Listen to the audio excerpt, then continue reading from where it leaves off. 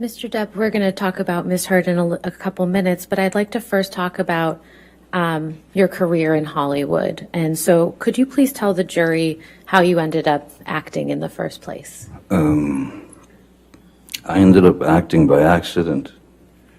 I was a musician, and I'd moved out to Los Angeles with my band when I was 20 years old.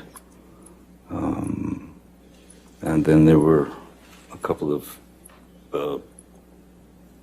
things that happened in the band where the band split up, and I remember I was filling out job applications, and then Nick, with a friend of mine who happens to be, he was an actor, less known then than he is now, Nicolas Cage.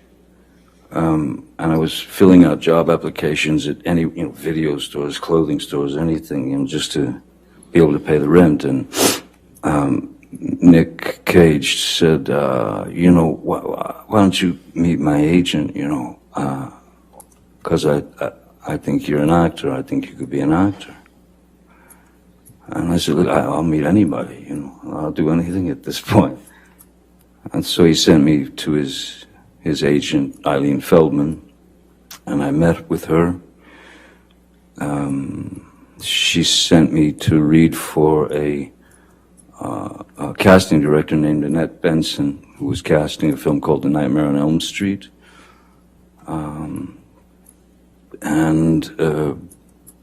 They brought me back to read for the director, Wes Craven, and I read for Wes Craven and somehow got the job. But I was by no means an actor. I didn't have any desire to be an actor. I was a musician. But the fact that these people were going to pay me what I found to be a ludicrous sum of money, which was it was kind of the SAG minimum. It was $1,284 a week, which I'd never seen that kind of dough before in my life. And so I suddenly, and then I did some other couple of dumb movies because I still, in my mind, I was a musician, and this was just a way to pay the rent, pay the bills, live. Then suddenly I found myself on that road. I had been placed on that road as an actor, and then one thing led to another, from film to film, and then I was cast in a TV series called 21 Jump Street when I was 22, I believe. Mr. Depp, between the time that you were cast in Nightmare on Elm Street and you were cast in 21 Jump Street, how did you enjoy acting during that time? It was foreign to me. But I didn't have any great ambition to be an actor. I'm a normally, I've always been quite a shy person. I've always been quite introverted. And so there was a very strange metamorphosis from being one of four, that is to say, one of four in a band where you have this fraternity or this brotherhood, and you're out there fighting the world together to try to get that record deal or whatever you're looking for.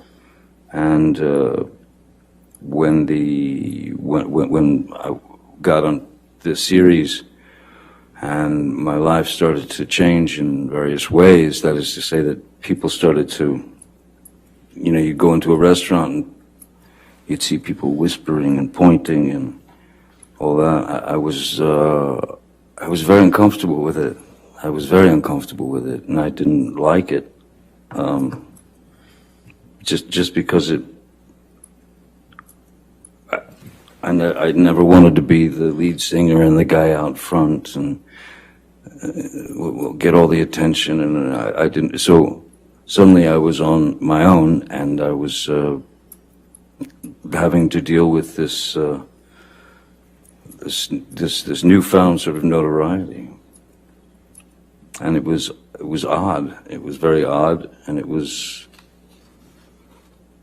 Yeah, it was a very uncomfortable thing. I mean, I don't think it's anything that one can get used to. I'm still not used to it now, and which I'm actually glad that I'm not used to it. Because if I were, I don't think I'd be the same person that I am.